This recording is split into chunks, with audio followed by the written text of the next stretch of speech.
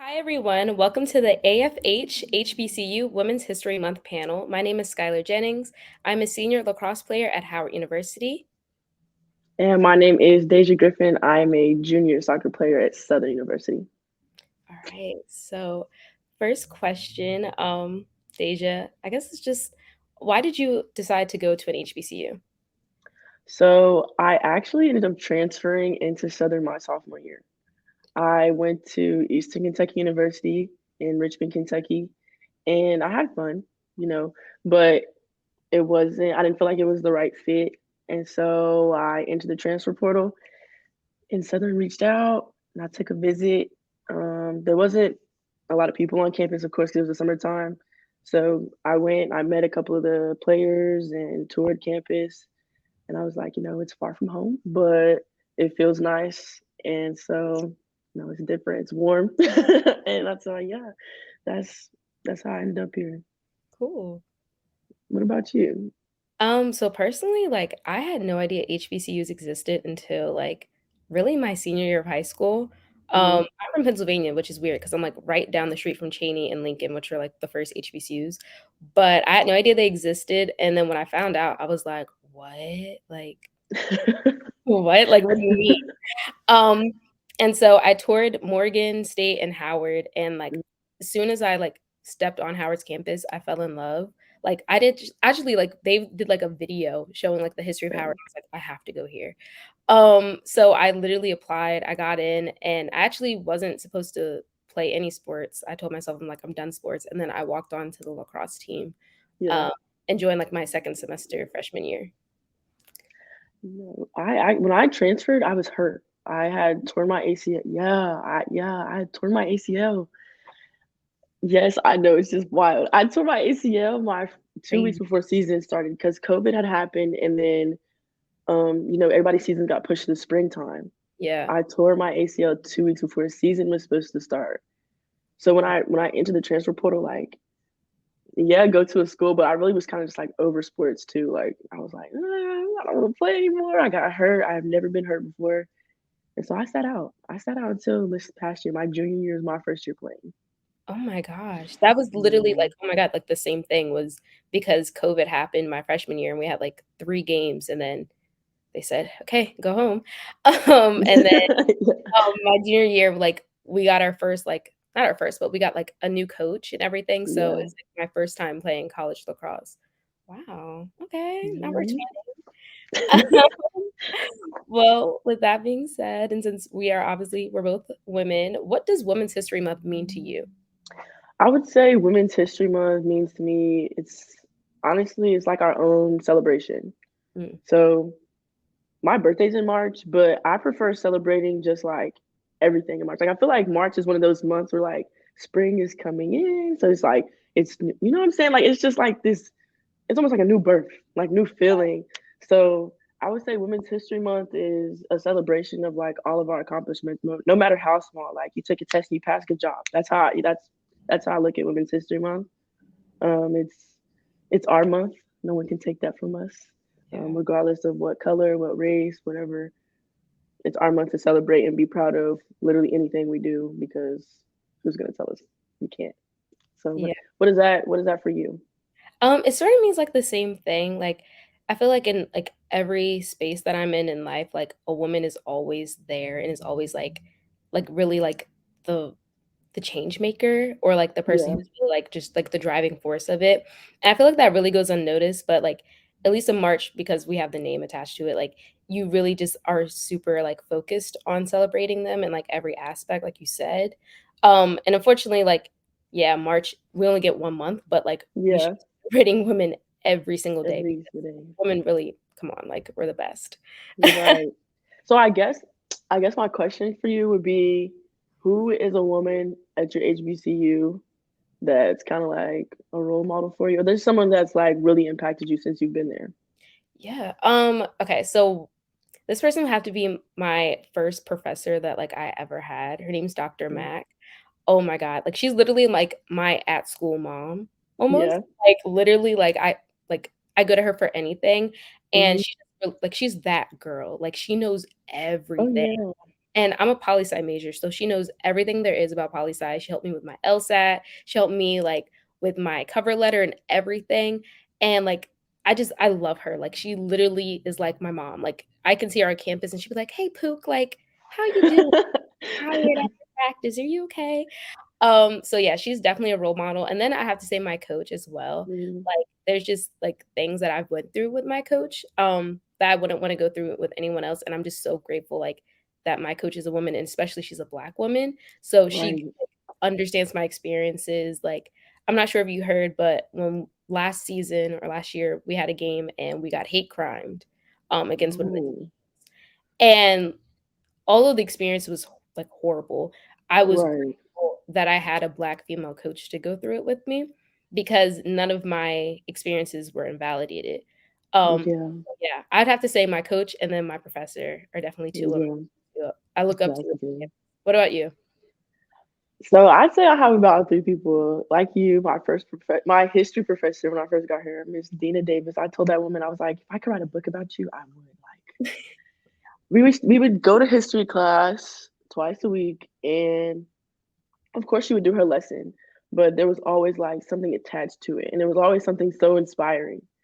And it was just like, if you can't do anything, at least try for yourself. Like she always told us, like, okay, if you're gonna come to school and come to college, and if you're taking out loans or whether you're on scholarship, like always make sure that you're doing it for you. And so I guess that was like one of the major key takeaways that I had was, in whatever I'm gonna do in these next 4 to 6 years of my life, make sure it's something that I want to do for me. Like I'm not doing it because my parents said, like, do something that you're gonna enjoy. This is your life. You gotta live it. And at the end of the day, you should be happy with some of your choices. So, in life you make mistakes, but at least at some point in time you did have control over what you did. So Miss Dina Davis, Professor Davis, that's one. And then actually my other two of my trainers. One, her name is Miss Daryl. She ended up going to another job. And then the one we have now is Miss Gina. Mm. Both of these ladies, these women, words really can't describe like how much they mean to me. They were just there in like both aspects. Miss Daryl was the trainer that helped me, get my life back together in rehab. Once I came to Southern, and so she was like, "My mom away from home." I'm like, "I'm 9 hours away from home, so I'm from Tennessee." But she made sure I was taken care of, and that really just to push me and keep me motivated on the days that I felt like giving up. And then Miss Gina, um, I recently I'm not injury prone, but it's just been a lot these last couple of years. So this past season I ended up tearing my meniscus. Oh my And god. so yeah, so she's been there. She's been my rock, to keep me, focused and to not beat myself up. And, tell me that even on the hard days or the days that my body's just tired, to let myself rest. She's definitely my mom away from home. She's make sure I'm eating and what I'm eating. She checks on me. I like to bake, so sometimes I give her some baked goods, like there's some cupcakes, girl.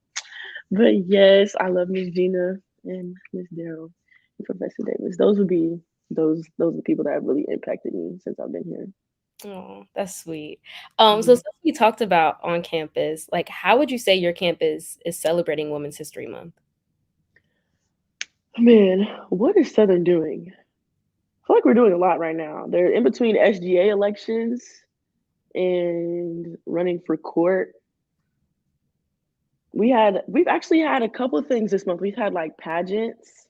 Mm, We do have events. We have like a women's all women's, like, what you call it, group too. okay. They do little things on campus. There's definitely, like, we have Pretty Wednesday.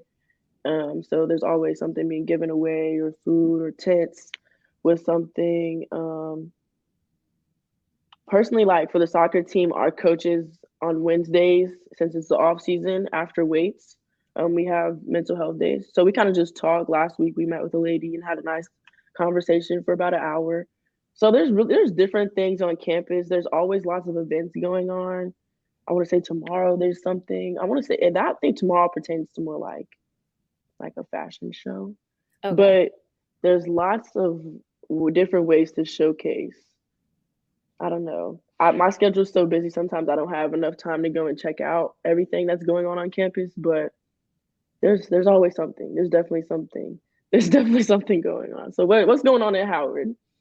Oh, Howard. Right now it's election season, so everyone's like tabling out on the yard, just Hmm. like talking about their campaigns and everything. So that's really been like the biggest thing that's going on like socially. But I know like some of like organizations are having events, especially like female like focused events or not Yeah. geez, hopefully they edited this out. But female like women organizations, they're having events like about Women's History Month. Hmm. My organization, we're actually like putting up posts about like different women in the legal field. I'm part of Hmm. Phi Alpha Delta, which is a law fraternity. So Yeah. we're doing things like that, just like making sure people know that women are always in the room and we're Yeah. always like making change. Um, but yeah, that's pretty much what's going on. I think just elections and then, registering for classes. Personally, me, I'm trying to get up out of here and graduate. Oh yeah. That's really what's going on. But yeah, Meeting with my advisors next on the list. yeah, Things to do. Yes, yes. it is. Um, who is somebody that you look up to? Like just anybody in general or like a female athlete. I'll say a female athlete. I'll say give me two. If you know like a black lacrosse player, and then just like Ooh, a woman athlete. ooh, lacrosse girl. Lacrosse is already a really, oh, Yeah. we're trying to change the game right now. So I would hate to say Okay. my coach again, but my coach, because she's really like the first black lacrosse player who I've met that's like actually good. She plays on Yeah. the Jamaica national team. Um, Okay. yeah, right, girl. I was like, Okay. okay, She's cool. doing her thing. Go ahead. Dang. So yeah, she's definitely someone I look up to because I've never seen a black like female lacrosse player really doing that. And then like of course my teammates because like we all came from different backgrounds and for the most part almost like all of us are black. Mhm. And just like us coming from our different backgrounds playing lacrosse and like especially in sports not in sports but in states where lacrosse isn't popularized. Right. I think it's just super commendable. And then another Black, woman athlete that I look up to is Simone Biles. Um, Okay. actually used to be a Love her. gymnast. I did Oh. I did gymnastics from the time I could walk to when I was, I think 15, was Hmm. when I retired because of, like, just due to injuries.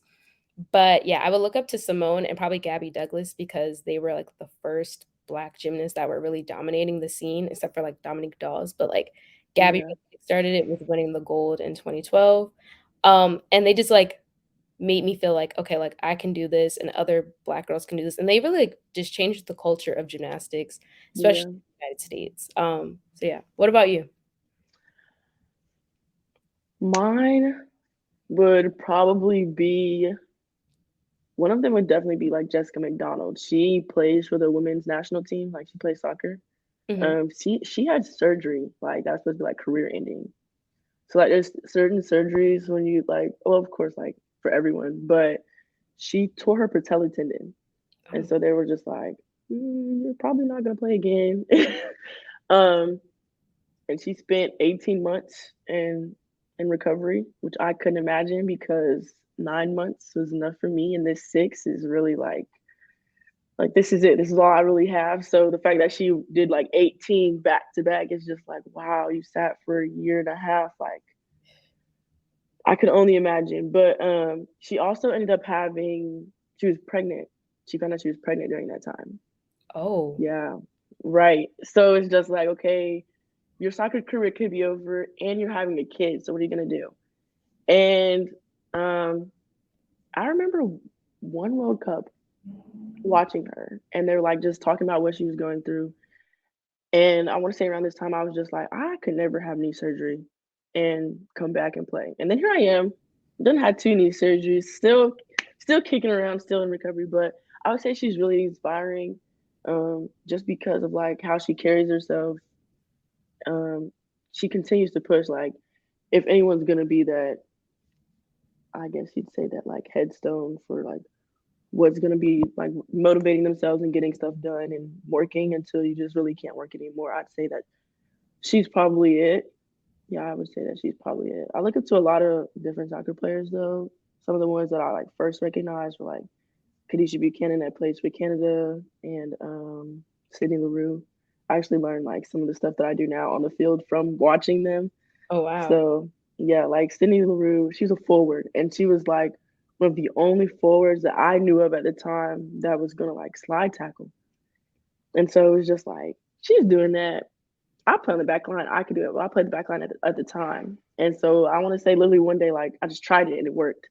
And my coach was like, "Where'd you learn that from?" And I was like, "Oh, Sydney Lou, I watched you do it on TV." And he was like, "You watched somebody slide tackle and then you just did it." And I was Okay. like, "Yeah." What's some So, Asia's name? um, you what? Um, I said, what's a real name? You oh heard yeah, you know, got to something like that, girl. But I would say I would say those are the people that I look up to. But going back to what you said about like your teammates being black for the most part, do you think that like do you feel better? Like do you feel like more part of a team with lacrosse being such a, white dominated sport? Yeah, like they're just like certain things that like I would have never done with my high school team. Like we have 6 a.m. practice. Yeah. Who's this like for let's be fair. No one's put down their hair for 6 a.m. practice. So like there's Right. certain like I'll come to practice in a bonnet or a scarf and like it's normal. Like I know no one's gonna look at me crazy and ask like, why do you have that thing on your head? Like it just Yeah. like I can be unapologetically me. And I know that's Hmm. cliche, like every HBCU student says that, but like it's true. It's the truth. Oh, Yeah, like I and like I just yeah, like I don't feel like when I can play hard and like people won't say, "Oh my god, she's being too aggressive." Like I just feel like I can like go fully 100% me on the field and like I know my teammates are gonna have my back. Um, right. so yeah, how about you? Like how is the team at Southern? We are all black. We had a goalkeeper that was white. She ended up transferring. She's still in the SWAC, but she is transferring. And then we have a young lady from Iceland. We love her, Miss Tina. But other than that, everyone's black. We do have people from out of the country, of course, like Bermuda, Canada. Um, but it's a melting pot of all black girls, and it's just like growing up we all talk about it all the time. Like growing up with like one or two black girls on the team, and like one of them is like I don't know. It's usually just like something always going on. Like if you were in your braids, like there's a comment that was made, and it's just like I can't fully express who I am because I have to sit and wonder what do they think because at the end of the day that's who I'm around. Exactly. But here everybody has their different hairstyles. Everybody's wearing their puff or their bun, their twist. Like it's great to just like you said, like you wake up and you can, you have your bonnet on, like you get snatched off in the car, or if you get on that bus trip. Because honestly, I'm keeping my bonnet on for the bus trip, Exactly. and I'm gonna have my hoodie on top of it, and I'm gonna put my blanket on. And I'm going to sleep. Like what I'm saying? Like Yes. nothing too crazy, but it's just like we all get to express ourselves in these unique ways and laugh and have fun and share the experience of we're not just one of 18 or one of 20 something. Like I think our team is probably one of the biggest teams in the SWAT. We have 28 girls. Oh, We had 32 last year, so 27 black girls, and we have an all black coaching staff. So it's amazing. It's nice to be a part of. Really, it's nice to see everybody come in different shades of brown, yes. celebrating. So yes, I love that. So why would you say like women's sports are important? women's sports are important because men can't do everything. And I'm not saying that to like put the men in our society down because of course like you want to raise the black man, Yeah, but it's just like women can do things too. Women can play like there are leagues for women to play football, but it's to me it's more sexualized. They have to wear the shorter and tighter clothes, which is fine. But it's just like we can still play hard, and I feel like a lot of people look at women's sports, especially like basketball or soccer, or even lacrosse, as something that's just not aggressive. mm, Like we're just I don't know, like we're just fairies around running on the field or the court or wherever we may be, and that's not true. Like, and to me, I feel like sometimes women's sports is just as aggressive as men's. Um, there's still gonna be trash talk, but we're showcasing ourselves, like we're showcasing our ability and our talents and our IQ and how well we know our game as far as like what's going on. And you can't always get your point across with the males. So Yeah. it's just like, okay, let me show you with who I know is gonna back me up. But it's also like, who else is gonna make this path and this way for the other little girls that are being told, no, you need to go play with Barbie dolls. You need to go like, yes, you can still do that, but you can go outside and you can play in the dirt too if you want. Yeah. I guess that's really my big thing is not confining women to this box of, oh, you have to always look put together. You must look nice for the males. Like you can go get your hands dirty if you want to build. You can build Legos. Like do what makes you feel good. Do what you like, and if you want to try something, go try it. I think the story that I like the most about myself is I was like 3 years old when I first saw soccer being played at the park, and I asked my mom, I was like, "Oh, I want to go play kickball," and she's like, "Okay," and I literally was like on the way, I was like running off. She's like, "Where are you going?" I said, "I'm gonna go play. Like I'm about to go play. You told me I could go," and she was like, "No, no, no. I'm gonna sign you up for people your age," and so that right there, like that enthusiasm is just what I think really keeps what I keep in the back of my mind sometimes is like somebody's probably looking up to you and they're like, "Oh, I wanna be like her one day," or "I like watching her play." I know my little sister, she played soccer for a little while. My little brother played just because they had saw me at the soccer field and they wanted to try it. Hmm. It's not necessarily what they like, but it's something to try, and there's nothing wrong with that. So I would say that's why women's sports is pretty heavy. What about you? How you feel about it? Like, I have to agree with you, like, I just think that, like, women, we are so multidimensional that, personally me, like, I'm a cutesy girl, I like to get cute, but when I play lacrosse, like, There's I'm nothing on cute about that. attack mode right there. Like, I'm a defender, like, I'm going full in, and I just, like, I feel like if it weren't for other lacrosse players that or women lacrosse players especially, I wouldn't have done that, and, like, just talking, like, about the role models, like, if it wasn't for, like, the women who came before us, would we be in these positions?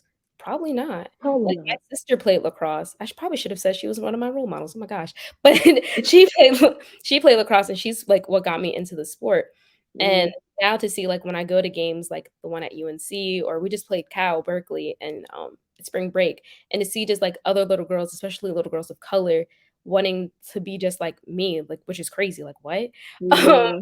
to be, like, in my position playing lacrosse or just playing any other sports in general is just, like, so inspiring, and just, like, it makes me so glad to just see that the legacy is continuing. Yeah.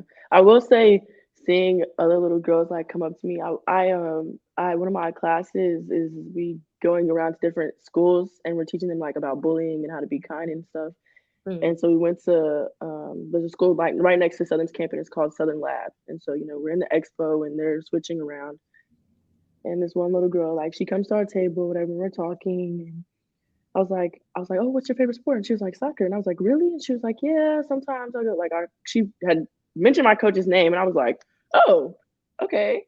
I was like, "How do you know him?" And she was like, "Oh, my mom works there." And I was like, "Really?" Like, I was like, "Okay." I was like, "Well, I play soccer too." And she was like, "You do?" And I was like, "Yeah, I play for Southern." And she was like, "I think I might have seen you." And I was like, Oh. "Yeah." And she was like, "Oh my goodness." So I took a picture and I sent it to my coach, and then literally the next day, she happened to go stop by his office and she sent me a video. She was like, "Thank you." We had candy, so we gave them like airheads, and I was like, "Here, you get an extra one because you play this. You come to Southern soccer games."